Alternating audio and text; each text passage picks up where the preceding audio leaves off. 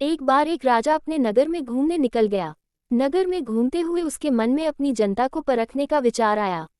राजा ने अपने सैनिकों को सड़क के बीच में एक बड़ी चट्टान रखने के लिए कहा। चट्टान को बीच सड़क में रखवाकर राजा ने अपने सैनिकों से छुपकर उस चट्टान पर नजर रखने के लिए कहा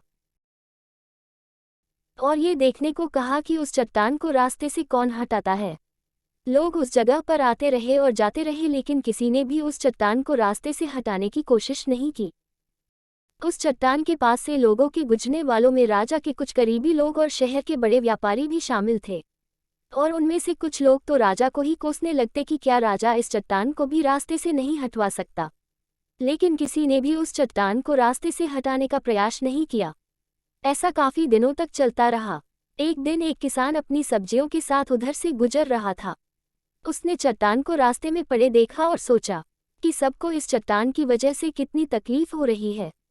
उसने अपनी मजबूत लाठी से उस चट्टान को एक तरफ धकेलने की कोशिश शुरू कर दी। काफी कोशिश के बाद वह उसे सड़क से हटाने में कामयाब हो गया।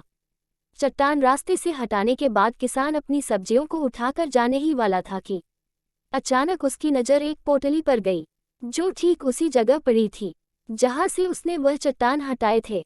उसने उस पोटली को खोलकर देखा तो उसमें सोने के कई सिक्के थे, और उन सिक्कों के साथ राजा का एक संदेश भी था, जिसमें लिखा था कि ये सोने के सिक्के उनके लिए है जो इस चट्टान को रास्ते से हटाएगा। दोस्तों, बिल्कुल ठीक इसी तरह हम सबके लाइफ में भी कई परेशानियां आती है। कुछ लोग उन परेशानियों से बचकर निकल जाते हैं और कुछ रास्ता बदल देते हैं, और चंद लोग ठान लेते हैं उन परेशानियों का हल निकाल लेने की। और ऐसे ही लोग मुश्किलों में संभावनाएं और संभावनाओं में छिपे अवसर खोज लेते हैं।